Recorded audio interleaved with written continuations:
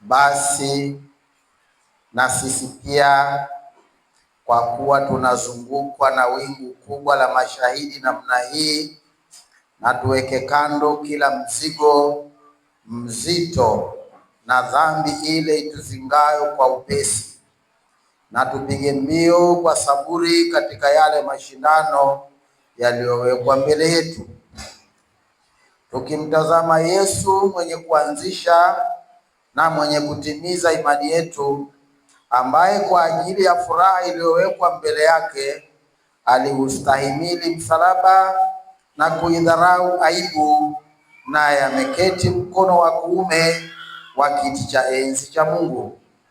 Maana mtafakarini sana yeye aliyestahimili mapingamizi makuu namna hii ya watendao dhambi juu ya nafsi zao, msije mkachoka mkizimia mioyoni mwenu.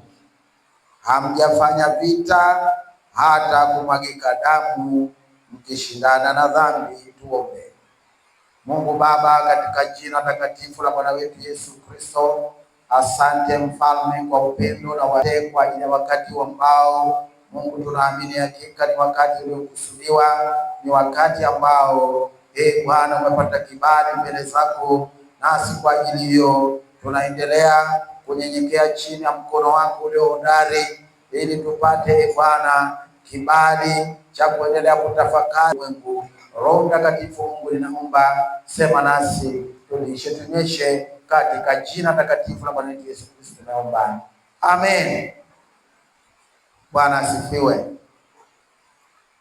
Ufunuo wa muonaji. Ufunuo wa muonaji. Wewe unayewekea kumbukumbu haya ambayo unayapata kutoka madhabahuni, basi andika ufunuo wa muonaji. Bwana asifiwe.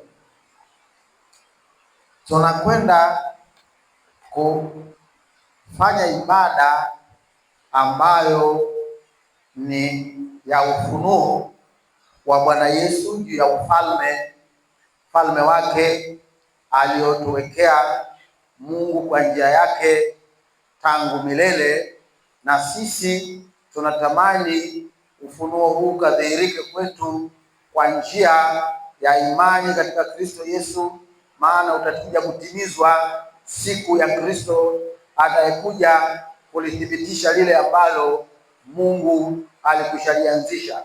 Ndio sababu Bwana Yesu hata alipoandaa ushirika mtakatifu alisema, sitakunywa tena mzao wa mzabibu kuanzia sasa mpaka utakapotimizwa katika ufalme. Bwana asifiwe.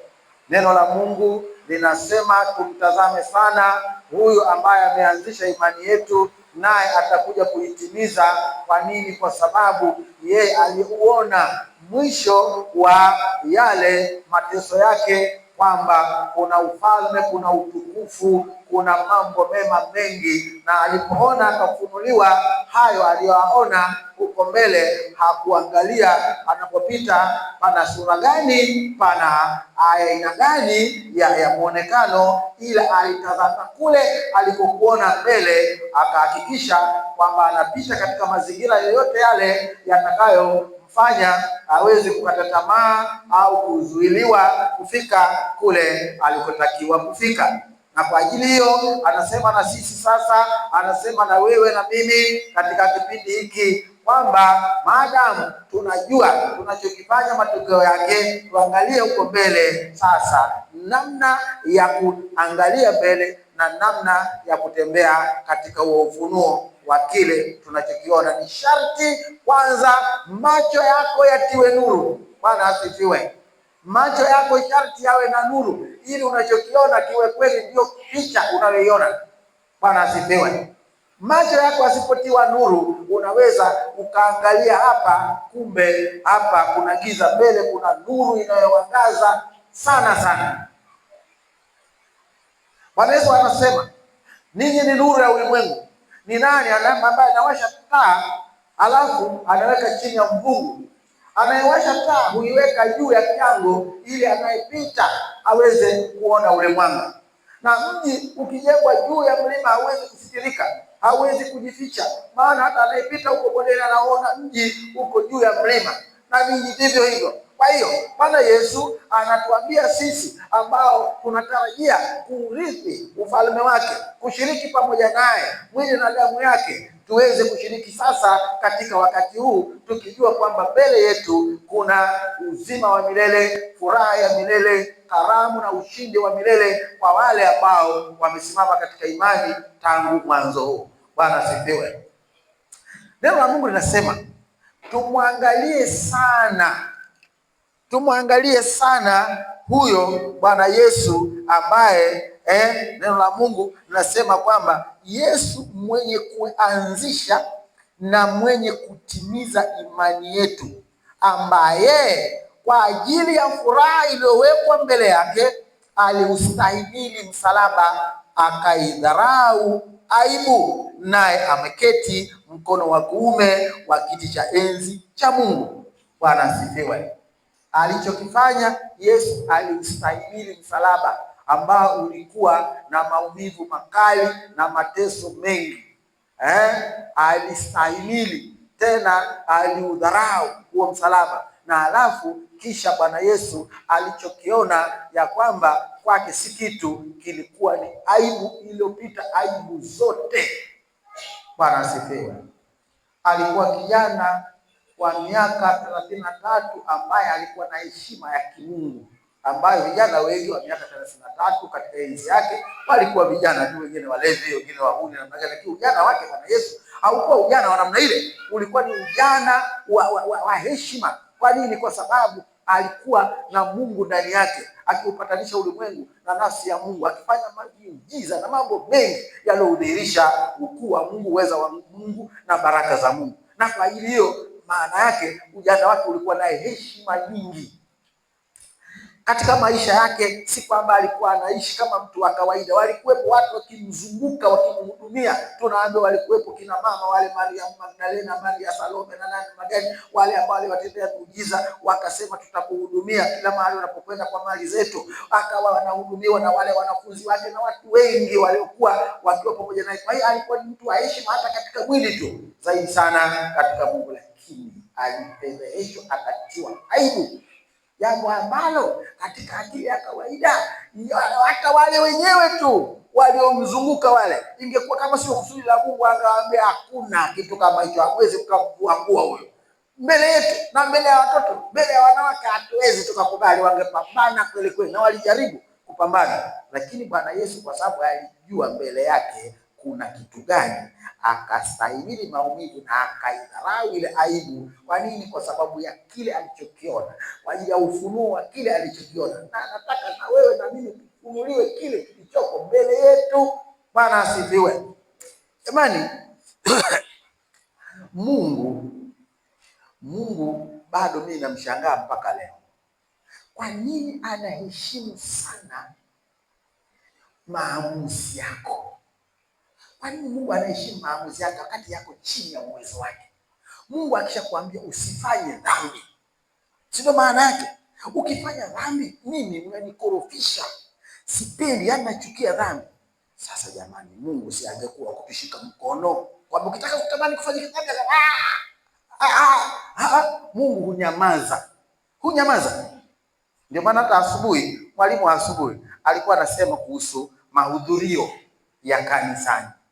Anasema hivi, jamani, hivi ni kweli kama unafahamu maana halisi ya wokovu wako, kuwahi kanisani saa 3 ni issue kwako wewe?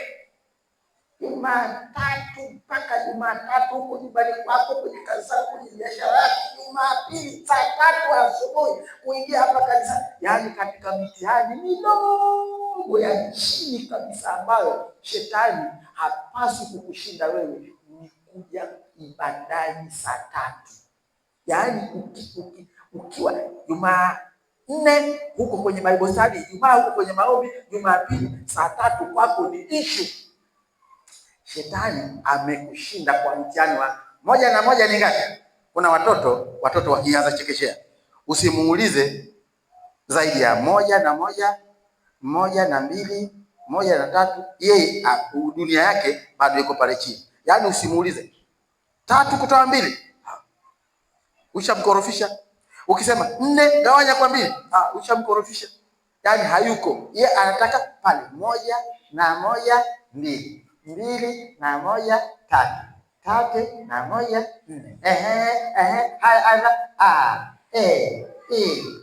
ukifanya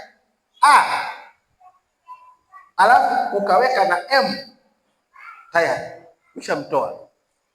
Yaani kashakuwa haelewi chochote. Sasa hapa nataka kufanya nini hapa? Mimi nakumbuka zamani nilipokuwa darasa la kwanza, mpaka leo nakumbuka. Mwalimu akatufundisha A, E, I, O, U. Halafu mwalimu siku hiyo akatupa mtihani darasa la kwanza, tulikuwa ameandika embe. Nikashindwa kusoma mpaka leo nakumbuka, mwaka 60. Sasa embe sitafanyaje? Mpaka baadaye. Kwa nini ameandika hivyo? Kwa sababu alianza kusema mambo ya silabi ABC mpaka Z, tukawa tunaibishwa.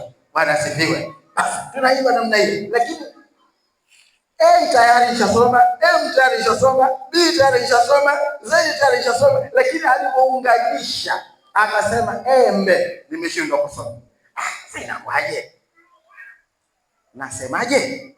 Katika mitihani ya kitoto kabisa ya chekechea, ama mtu unaitwa umeokoka, shetani ambaye hata akikushinda anacheka, ni wewe kuwahi kanisani siku ya Jumapili. Mtu aliyeokoka unaonekana kanisani saa 4, saa 5, saa 4:30, unachokuja kufanya hakijulikani. Maana yake pale wokovu wako una mashaka makubwa. Mashaka ni makubwa. Una mashaka makubwa. Mashaka yake ni makubwa. Yaani shetani anacheka, lakini Bwana Yesu anashangaa, anasema hivi sasa ninatoa mtihani gani? Mtihani gani? Hapa sasa mtihani gani? Maana yake hili neno mwangalieni huyu mwanzilishi wa imani yetu, alianzisha na mwenye kuitimiza hiyo imani, ambaye alipoanzisha alafu akaitimiza, aliudharau msalaba, alistahimili maumivu, alidharau aibu. Kwa nini? Kwa sababu alifunuliwa kuona kile cha mbele. Alifunuliwa kuona kile cha mbele. Hata sasa hapa katikati, kama hujafikia mtihani mdogo, usitegemee kule mbele utaona. Sasa unaonaje? Wakati kwani mimi nilipokuwa ninashindwa kusoma embe nilikuwa na kimo hiki. Ungeniangalia kwa kimo ungenikuta nafanana na wadi. Nakumbuka tu kwa sababu majaliwa ya kukumbuka, lakini naamini kabisa mtu angenipiga picha siku ile, mwalimu angesema soma, aliposema angenikuta katoto fulani tu kadogo, hata ule mjukuu wangu kakubwa kale, maana kale hata embe kanasoma. Bwana asifiwe. Bwana Yesu asifiwe. Neno la Mungu linasema hivi, tunazungukwa na wingu la mashahidi. Sasa mashahidi hao wanashuhudia nini?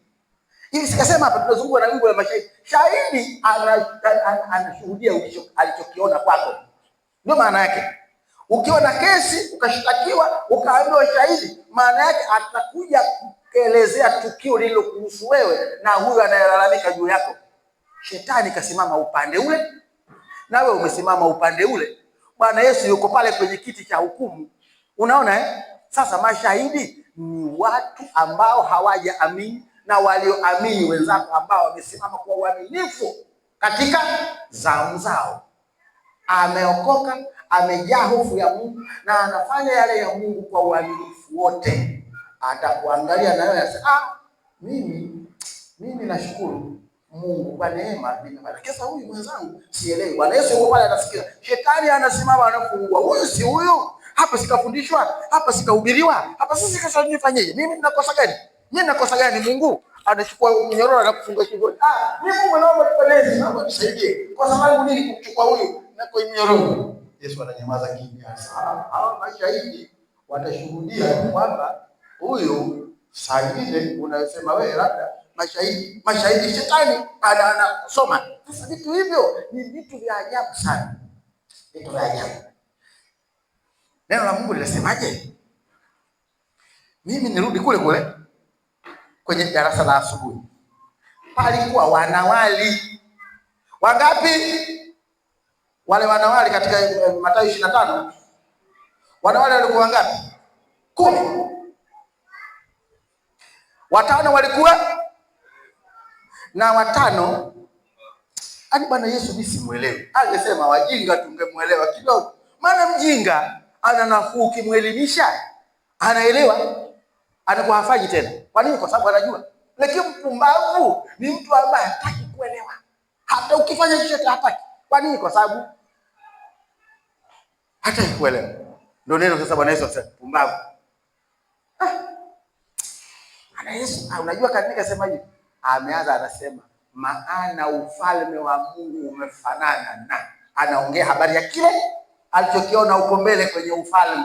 Hasa anatuambia sisi tunaitwa mabibi harusi wa mwana kondoo. Bwana asifiwe. Wewe na mimi ni mabibi harusi wa mwana kondoo. Kwa nini? Hivi leo ukisikia binti anaitwa mwanamwali, binti mwanamwali, kwanza mwanamwali ni binti ambaye tayari amekuwa amepevuka, na kwa kweli kama sio vizuizi vya aina yote vya kwenda shule au namna gani na nini, yuko tayari kuolewa. Bwana asifiwe. Ndio maana Bwana Yesu kataja wale, akasema ni wanawali ambao wako tayari kuolewa, wanasubiri harusi ili atokee kijana aende kuoa. Bahati nzuri wale wanawali wote 10 walikuwa ni wanawali waliokuwa tayari kuolewa. Mimi na wewe kama mabiti wa Kristo, mabiti harusi wa Kristo, bibi harusi wa Kristo, maana yake tuko tayari kuchukuliwa na Bwana Yesu kupelekwa kwenye harusi ya mwana kondoo. Sasa sifa mojawapo ya wanawali sio ile ule umri tu, sio ule muonekano tu, sio ile kupendeza tu, ni pamoja na akili ya kujitambua. Bwana asifiwe. Sifa ya mwanamwali ni akili ya kujitambua kwamba nimefika umri sasa, akitokea kijana naweza nikaolewa. Ndio maana sasa wanakaa kina mama ambao waliokwishatangulia katika mambo hayo, wanakuwa wanamtengeneza vitu ambavyo siku za kisha nipate ili kumweka sawa. Kama kuna vitu kapungua, anaambia hapa si akitokea kijana wewe namna hii. Bwana asifiwe.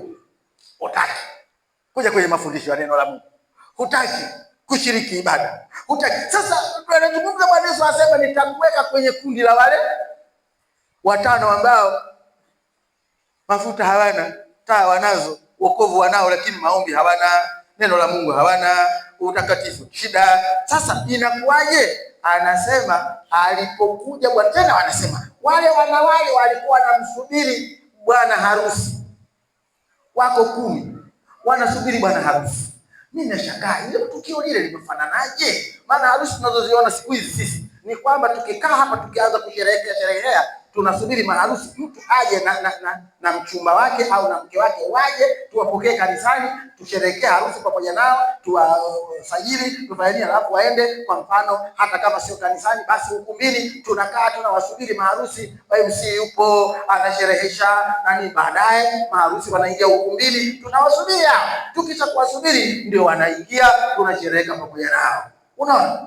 Bwana harusi aliyefika kwa mfano wa wanawali wale katika siku ile ya mfano wa Bwana Yesu kwenye Mathayo 25 hakufanana na hizi harusi tunazosherehekea leo. Hakuja na bibi harusi. Yule bwana hakuja na bibi harusi. Maana zile kelele unasikia, jamani, bwana harusi wewe, bwana harusi. Waliokuwa na taa wakaingia, halafu wasiokuwa na taa. Hivi yule kama kaingia na mke wake, alikuwa na sababu gani ya kuambia wale mimi nitafunga mlango? Maana harusi za leo si wako babahusi wako pale mlangoni wanangojea kali na nini. Bwana harusi yeye ni mtu fulani maalum tu yuko katika. Sasa ngoja tuangalie hii bwana harusi aliyosema Bwana Yesu, hii inafananaje, ili tuone kwamba hii inakuwa kwaje. Unaona bwana, inakuwa kwaje? Kwa nini inakuwa kwaje? Ndio sinakwambia inakuwaje. Nimekuwa kama hivi, ninasoma neno la Mungu kutoka katika kitabu cha Ufunuo wa Yohana Ufunuo wa Yesu aliyofunuliwa Yohana sura ya 19. Ufunuo wa Bwana Yesu aliofunuliwa Yohana. Na mimi nakwambia neno letu la leo linasemaje? Ufunuo wa nani? Ufunuo wa muonaji. Ufunuo huu wa kitabu cha Ufunuo maana yake huyu aliona akafunuliwa. Sasa huo ufunuo wa muonaji huko katika kitabu cha Ufunuo sura ya 19, ninasoma mstari wa 5 mpaka wa 8. Ngoja tusikie mstari wa 5 mpaka wa 8.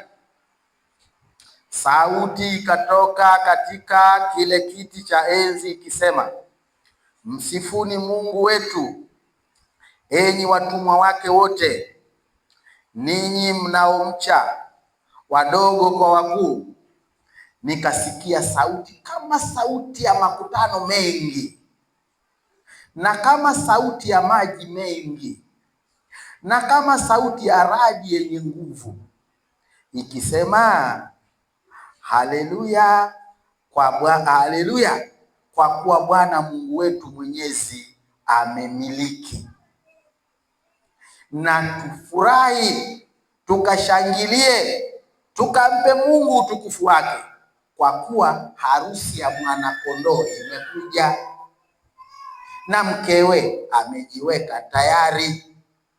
Naye amepewa kuvikwa kitani nzuri ng'arayo safi, kwa maana kitani nzuri hiyo ni matendo ya haki ya watakatifu. Bwana asifiwe.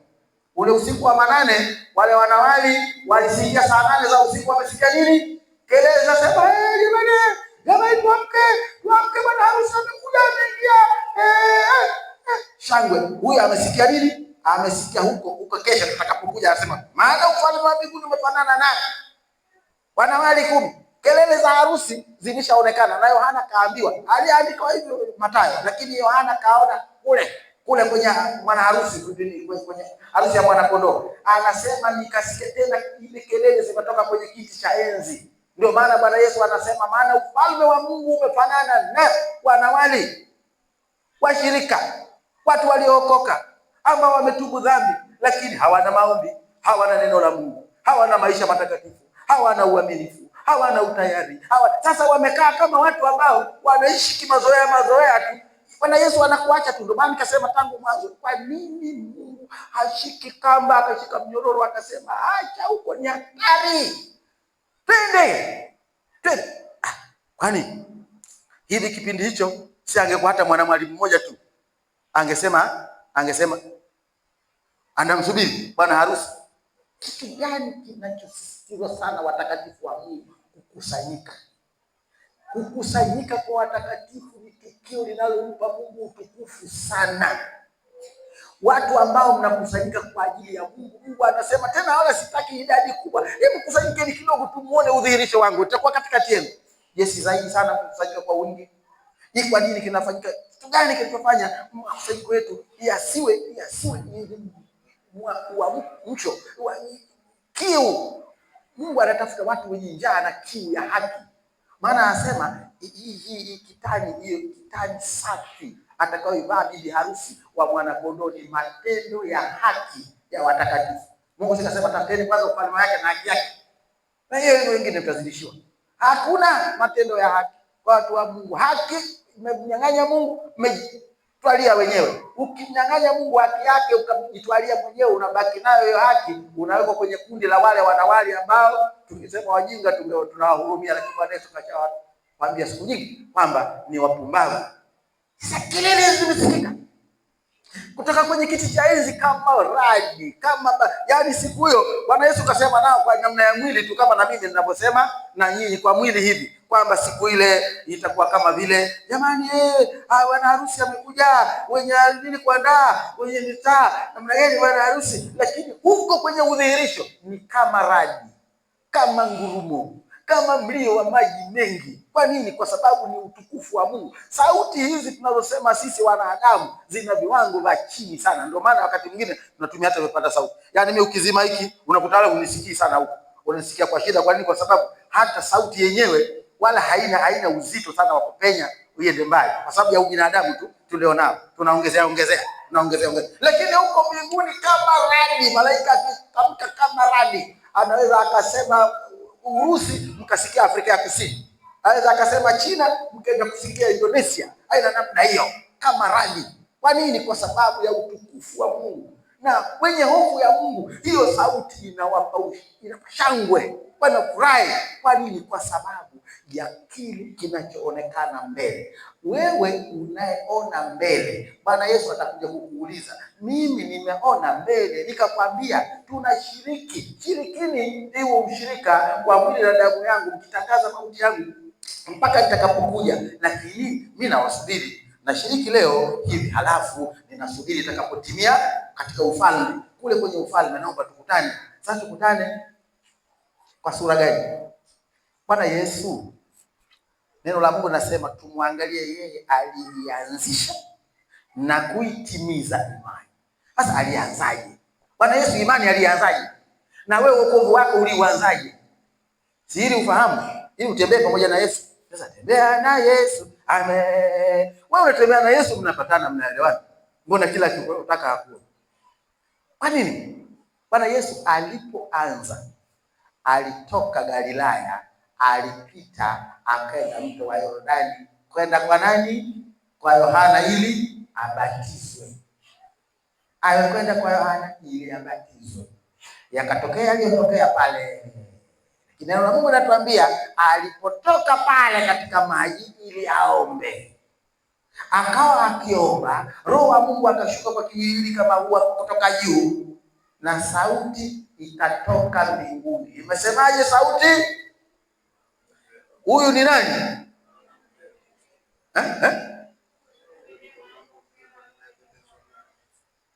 Basi msikieni yeye kule mlimani, msikieni yeye ni kule kwa Yohana, Petro na Yakobo kule juu alikogeuka sura kule, akaomba, akamtokea Musa na Elia. Baadaye nani? Petro akasema tujenge vibanda vitatu hapa. Ndio neno likasema, huyo ni mwanangu mpendwa wangu, msikieni yeye. Lakini pale mtoni, huyo ni mwanangu mpendwa wangu ninayependezwa naye. Bwana asifiwe.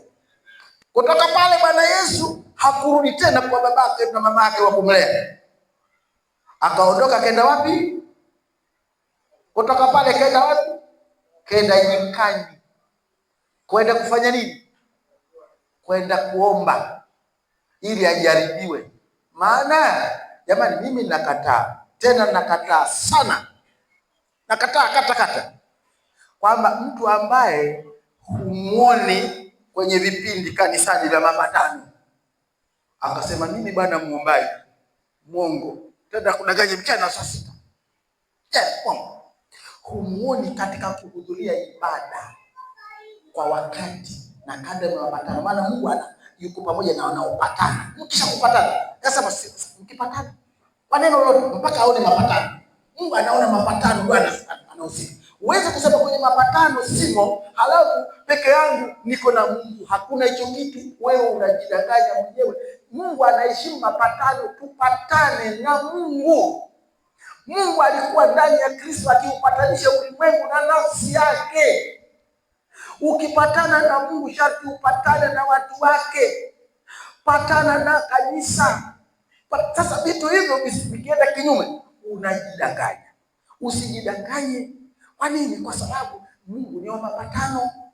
Ndio maana hata alipokaa kwenye ushirika alikaa na watu wake, sio ukarimu. Anakula na kama sasa anakwenda kutukaribisha, lakini katika kutukaribisha anatutakasa kwa neno lake kwanza. Bwana asifiwe, ili tuwe safi. Maana Bwana Yesu neno la Mungu liliposema, Paulo alipowaambia Waefeso, asema wanaume pendeni wake zenu kama Kristo naye alivyolipenda kanisa, hata akautoa uhai wake. Naye sasa analifanyaje? Analitakasa kwa maji katika neno lake.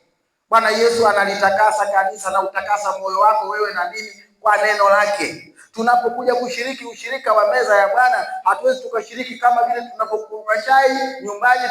Kuna neno ambalo limejificha kwenye fumbo hili. Ili fumbo, Bwana Yesu anasema mnapoingia hapa mkashiriki hili, mnafanya tangazo katika ulimwengu wa roho.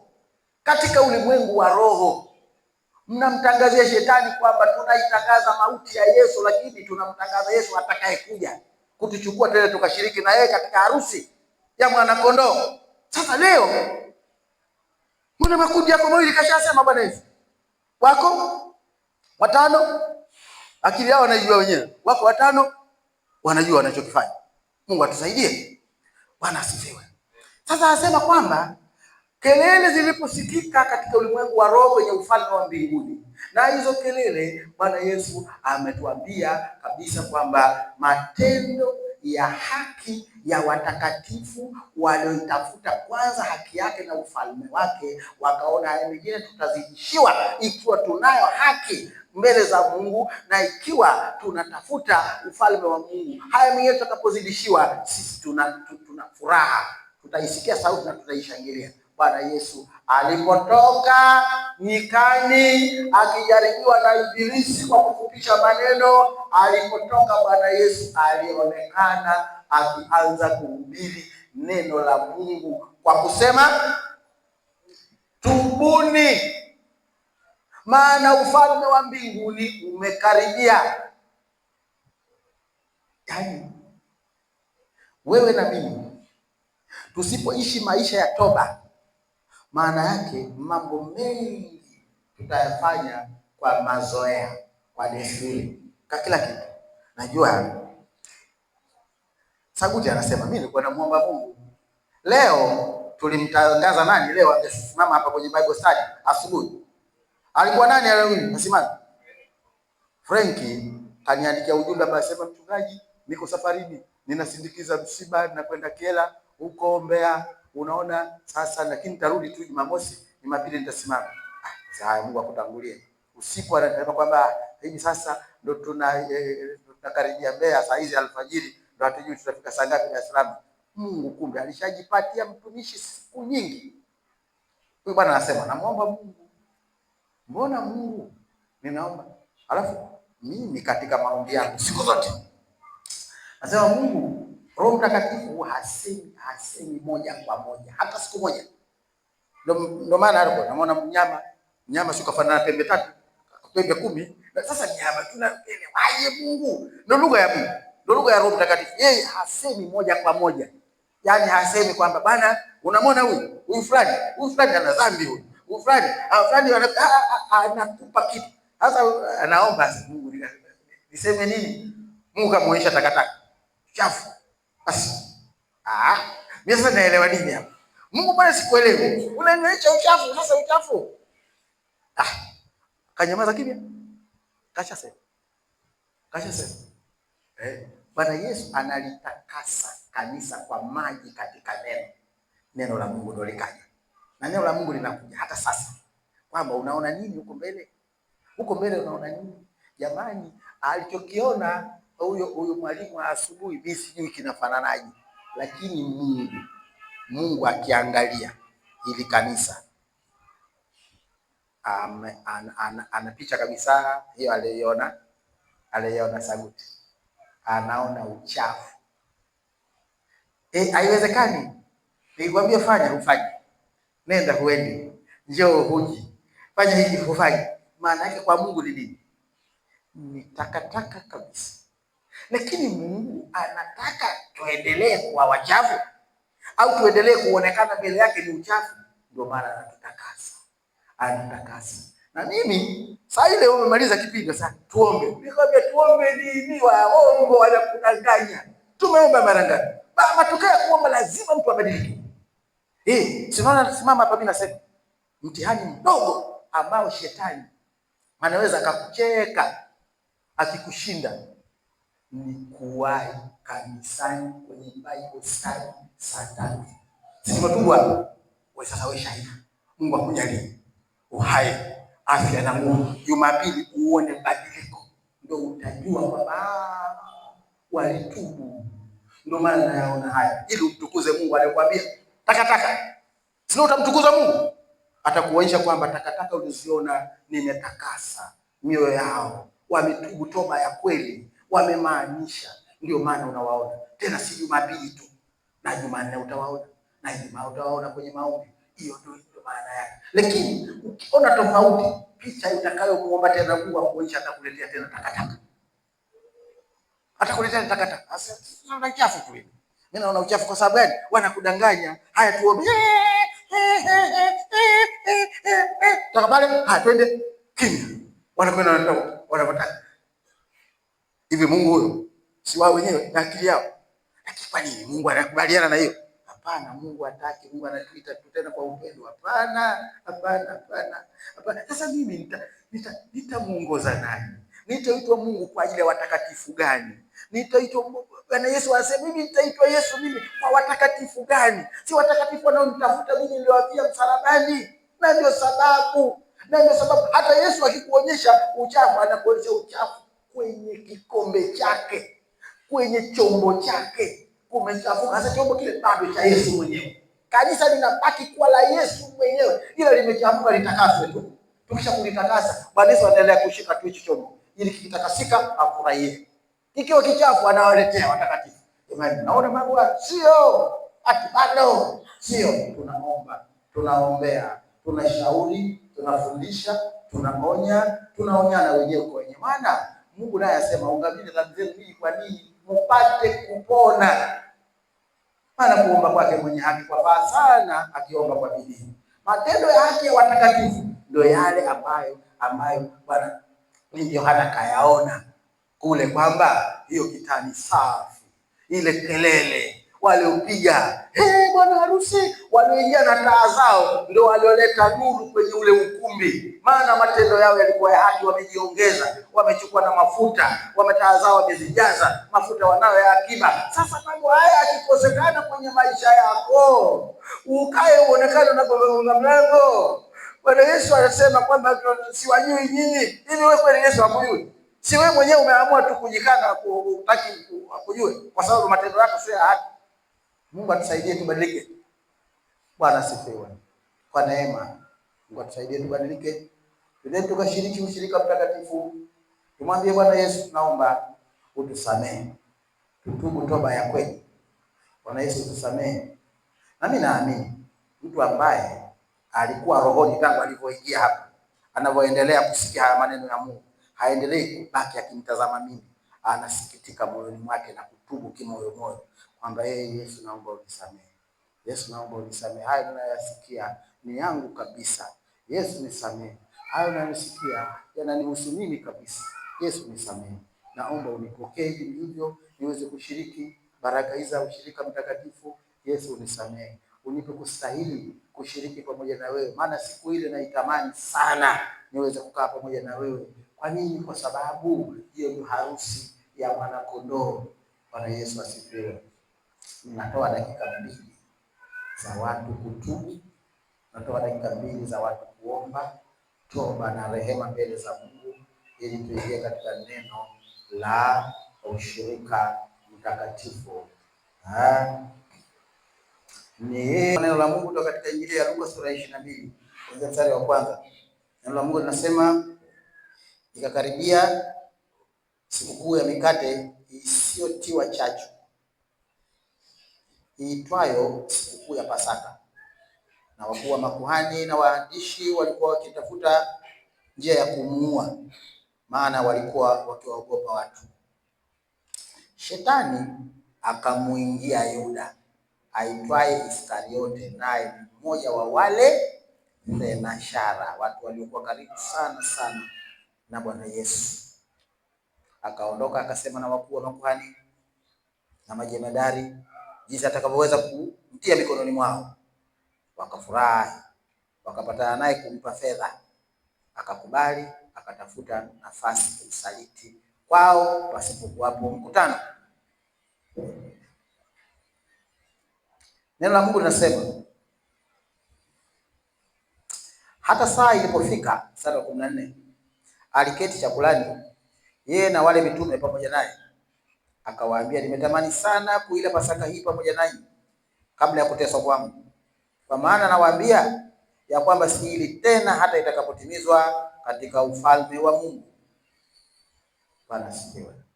Bwana Yesu anasema habari ya kutimizwa kwa kile ambacho amekianzisha pale, na sisi kwa sababu tuko katika mwili bado tuko katika mwanzo, hatuko katika utimilifu. Ndio sababu tunaendelea kushiriki katika mwili.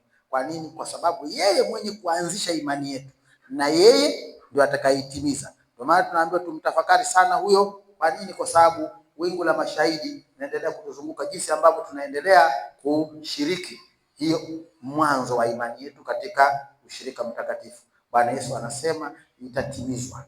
Imani hii ambayo mnaianza, mnaendelea nayo hapa, tangazeni tu, mimi nitakuja kuwachukua tukaitimize.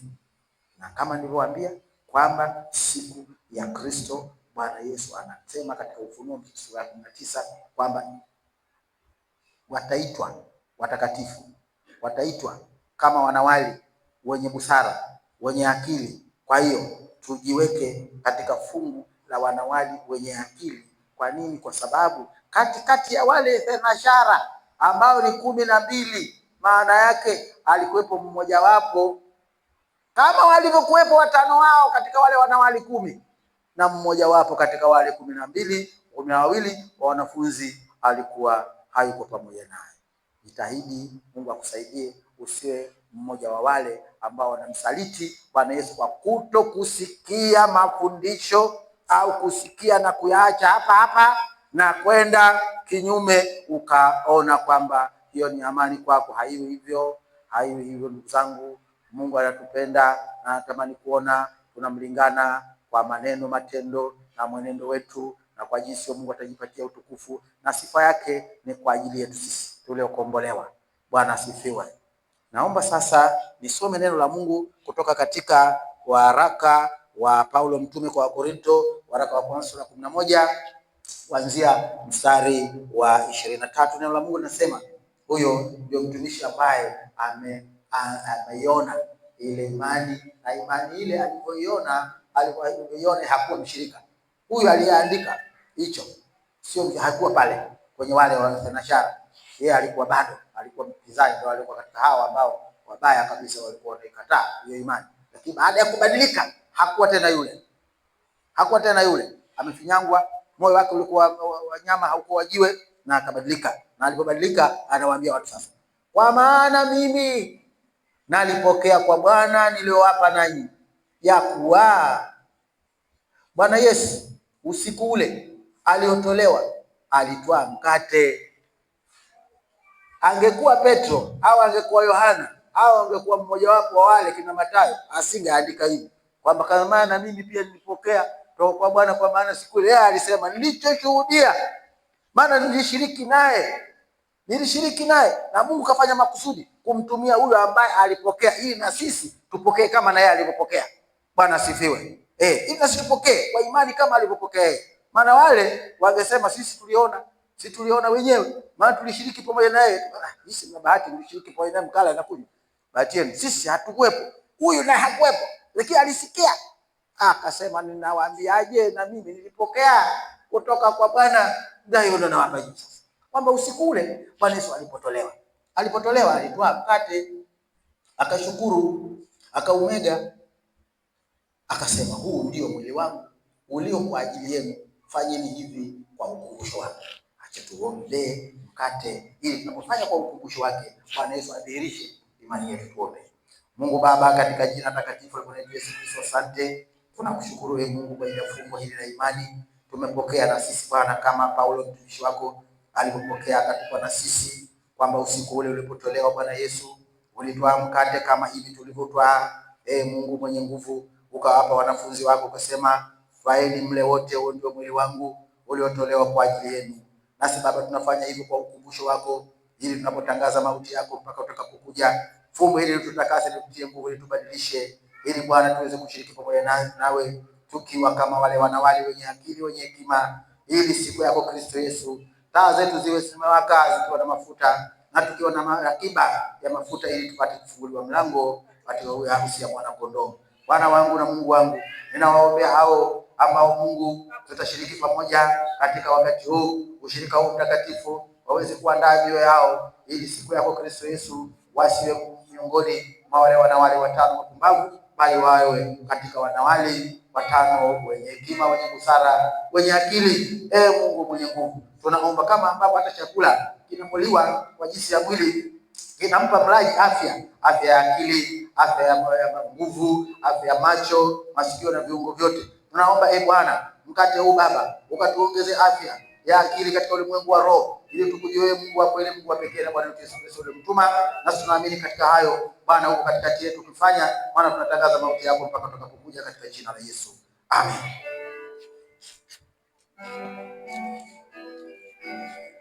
Neno la Mungu linasema vivyo hivyo, baada ya kula akakitwaa kikombe, akasema, kikombe hiki ni agano jipya katika damu yangu, fanyeni hivi kila mnywapo kwa ukumbusho wangu. Bwana asifiwe. Sasa unaona yaani mwili kausema kirahisi tu kwamba huo ndio mwili wangu, twaeni mle wote, lakini damu yake anasema habari ya agano. Bwana asifiwe. Biblia yetu ina maagano mangapi? Agano la kale na agano jipya. Sasa agano la kale ni mambo ya kale ambayo yalikuwa yanatoa picha ya agano jipya tulilo nalo sisi ambalo tunakwenda kushiriki. Bwana Yesu anasema agano jipya imo ndani ya hili damu yake tunakwenda kushiriki. Anasema fanyeni hivi kwa ukumbusho wangu. Kumbukeni agano. Wokovu wako ulipookoka ulifanya agano na Yesu. Umempokea Yesu kwa Bwana na Mwokozi wako, anaishi ndani yako. Anapoishi ndani yako, maana yake agano la upatanisho kati ya Mungu na wewe kupitia Yesu Kristo linaishi ndani yako. Mungu anataka aone udhihirisho wa hilo agano, pamoja na matendo mema, matendo ya haki ya watakatifu, ambayo na wewe una nafasi na wajibu wa kuyashiriki na kuyafanya. Basi Bwana Yesu anasema, tangaza mauti yangu kupitia agano hili la damu yangu. Bwana asifiwe. Tuombe. Mungu Baba, katika jina la Bwana wetu Yesu Kristo, tunakushukuru Mungu, tunaona upendeleo Mungu kupitia katika ile agano la damu yako Bwana Yesu. Uliwapa wanafunzi wako ukasema, ili damu ya agano jipya la milele ambalo Bwana Mungu umetushirikisha, na hata sisi Bwana tunaendelea kushiriki hivyo maadamu tunaishi, kama ambavyo ulimwambia Nuhu Bwana Mungu wetu kwamba maadamu nchi idumu sitaigharikisha tena kwa maji, bali Bwana hii nchi ya sasa na mbingu za sasa umeziweka tayari kwa moto, na moto huo umeweka kwa makusudi, kwa kuwa Bwana ulikwisha kusema ubatizo ambao unabatizwa Bwana Yesu, ubatizo wa moto, kwa kuwa ule ubatizo mpya ambao Bwana ulibatizwa wewe Bwana, hakuna mwanadamu yoyote bali yeye aliyoko ndani yako, huyo ndio atakayeshiriki ubatizo wa damu, ubatizo wa moto. Baba, katika jina la Yesu ninaomba hiyo damu yako Bwana ilete uponyaji katika miili yetu, roho na nafsi zetu, ilete uponyaji katika imani tulionayo mbele zako Bwana Yesu. Tazama Bwana, tangu asubuhi umetushirikisha jinsi ambavyo ulimwengu wa roho unavyoonekana katika maisha yetu mbele zako ni takataka, ni uchafu. Tunaomba Bwana damu hii itakase, itutakase Bwana, nitakase kanisa lako, tusishiriki kwa desturi, bali hiyo damu Baba itakase, tupate kuona mabadiliko haya tukiyaona, watumwa wako tutafurahi, watumwa wako tutafarijika, tutaona amani. Yasipoonekana Bwana Yesu, bado tunaona deni hilo tulilonalo. Baba Mungu, tunahitaji rehema kutoka kwako. Turehemu Bwana. kupitia hiyo damu yako ya thamani tunaposhiriki. Baba, tunaomba Bwana udhihirishe ukilitakasa kanisa katika jina la Yesu, amen. Sasa neno la Mungu linasema kwamba maana kila umulapo mkate huu na kukinywea kikombe hiki maitangaza mauti ya Bwana hata ajapo. Basi kila aulaye mkate huu na kukinywea kikombe hicho cha Bwana sipostahili atakuwa amejipatia hatia ya mwili na damu ya Bwana. Lakini mtu ajioje mwenyewe, na hivyo aule mkate na kukinywea kikombe. Tumeshatubu, na mimi naamini kabisa kwamba Mungu jamani anaangalia moyo. Ikiwa umetubu kwa kumaanisha, siku zote sio kwamba tunatubu kwa sababu tu wapagani. Tumeshafanya toba huko, sisi tunaitwa watu tuliokoka, sasa ni watakatifu, tunaishi hatuna cha dhambi wala nini, tutakuwa tumejidanganya wenyewe. Bwana tusaidie kabisa kabisa, kwa sababu mimi nimeshaokoka. Weka mambo ya toba watangazie huko. Hapana, sisi kila siku tunatubu kwa maana ya kujitakasa. Bwana asifiwe. Unajitakasa mbele za Mungu kwa sababu yani Mungu akiona kwamba wewe umtakatifu kwa 100%, nikia anakuona unakwenda mbele zake tena unaenda kutubu, anaona unyenyekevu. Bwana asifiwe kabisa. Huyu mtu bwana sioni tatizo kwake, anakuja kutubu nini huyu?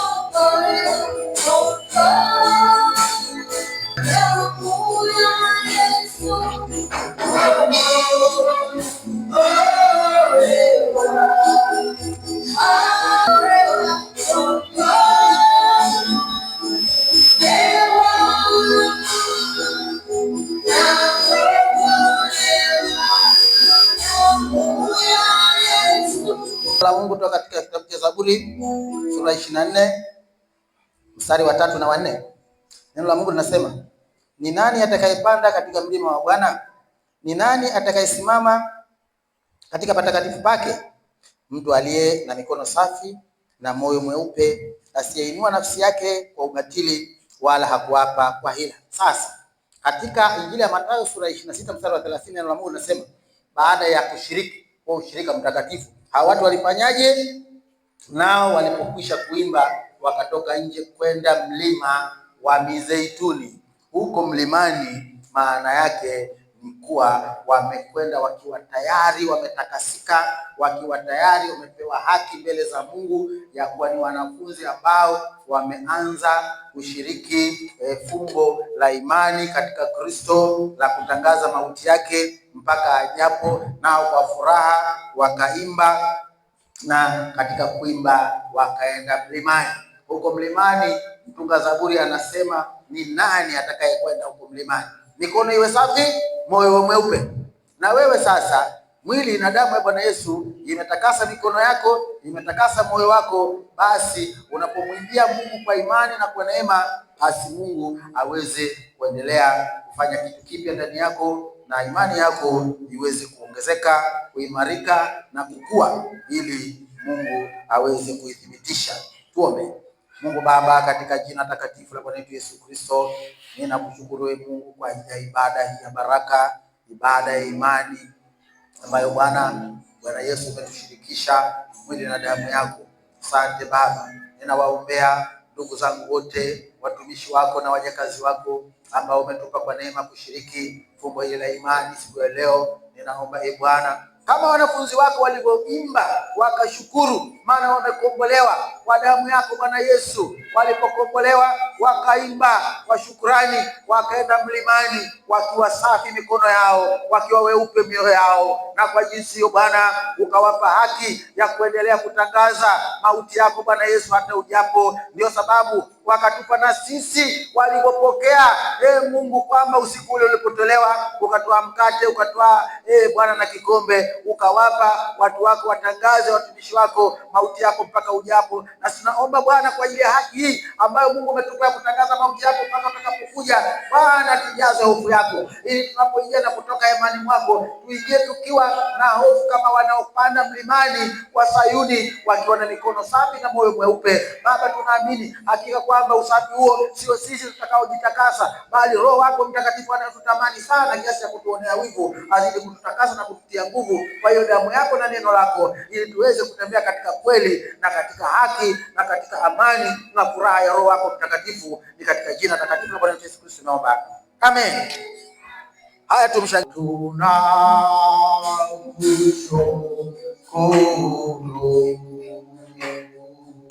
Baba, tunakushukuru Baba, tunakushukuru wewe ndiwe Mungu wetu Baba, tunakushukuru asante,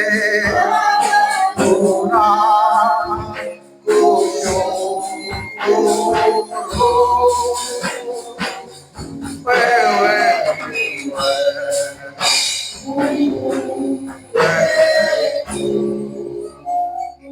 Mungu Baba, katika jina takatifu la Bwana wetu Yesu Kristo, tunaomba pokea shukrani zetu.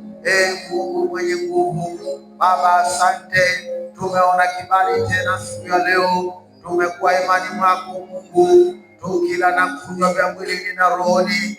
Zaidi sana Bwana, tumeona ukiimarisha imani yetu, ukitutakasa kwa maji katika neno lako. Hakika Bwana, tumeona upendo wako. Asante kwa ajili ya ushirika mtakatifu ambao Bwana umetushirikisha tena siku ya leo, tuweze kuyatangaza mauti yako mpaka ujapo kuja kukamilisha yale ulioanzisha kwa habari ya imani yetu. wewe ndio mwanzilishi nawe mwenye kuitimiliza imani yetu. Tunaamini kwamba mkono wako uko pamoja nasi, utushike, utuinue na kututegemeza na kututia nguvu, ili tuweze Bwana kutembea pamoja nawe katika safari hii. Mungu wangu na Mwokozi wangu, asante kwa ajili ya ibada ya neno lako ambayo Baba imekuwepo mahali hapa, ukituwezesha watumwa wako tangu asubuhi. Umesema nasi juu ya utakatifu, na mchana huu umesema nasi juu ya ufunuo wa mwonaji ambaye huona mbele mambo yajayo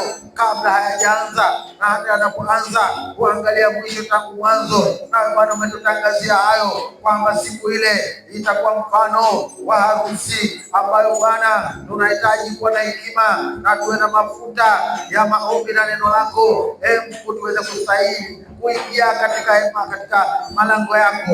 Mungu wa Israeli, mfalme wa mbingu na nchi, na kushukuru Mungu kwa ajili ya watoto wadogo, vijana wa kike na wa kiume, wa baba na wa mama, wale ambao wamewasikia neno lako siku hii ya leo. Ninakusihi Bwana, tunapotawanyika sasa, tawanyika nasi Mungu. Tunatamani kuona upendo wako, tunatamani kuona baraka zako, tukiwa kazini, kwenye biashara, wanafunzi wakiwa mashuleni, na wale wote ambao Baba umetuita katika utumishi. Baba, tukiwa katika zamu zetu, tukuone wewe Bwana Mungu wangu na Mwokozi wangu, katika jina takatifu la Bwana Yesu Kristo. Hata tunapotawanyika kwa jinsi ya mwili, tunaomba Bwana tawanyika pamoja nasi, ukituunganisha katika ulimwengu wa roho, tukitafakari neno lako na uzima ambalo tumelipokea katika siku ya leo. Baba Mungu mwenye nguvu, na kushukuru Mungu hata kwa ajili ya ndugu zetu wanaosafiri, watangulie Baba, wafike salama, warudi salama, amani yako iwafurike Baba, katika jina la Yesu. Walio safarini kuelekea mahali hapa Bwana Mungu, naomba waongoze barabarani na katika njia zote zile, katika miundombinu ya usafiri na usafirishaji, Baba waweze kufika salama kule wanapokwenda, na hata Bwana wanaokuja mahali hapa. Libarikiwe jina lako Mungu mwenye nguvu, kwa ajili ya mahali hapa kwenye madhabahu ya hema yako ambao umeifanya mwenyewe katika ulimwengu wa roho, nasi tukaithibitisha katika mwili. Tunakusimama uwepo wa nguvu zako Baba, usiondoke, usipungue mahali hapa, bali Bwana Mungu uendelee kutuinua na kutubariki, maana ni hekima yako Mungu, na uendelee kutakasa mikono yetu na mioyo yetu, ili tunapokuja mbele zako tusikie na tupate kubadilika kwa ajili ya utukufu wa jina lako. Baba, tuseme nini? Tunakushukuru, tunaamini hayo Bwana umefanya, na zaidi ya kufanya Mungu, ni katika jina takatifu la Bwana Yesu tunaomba, tuseme amen.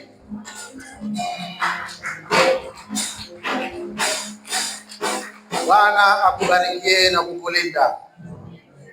Bwana akuangazie nuru za uso wake na kukufadhili. Bwana akuinulie uso wake na kukupa amani. Endeni na amani ya Bwana.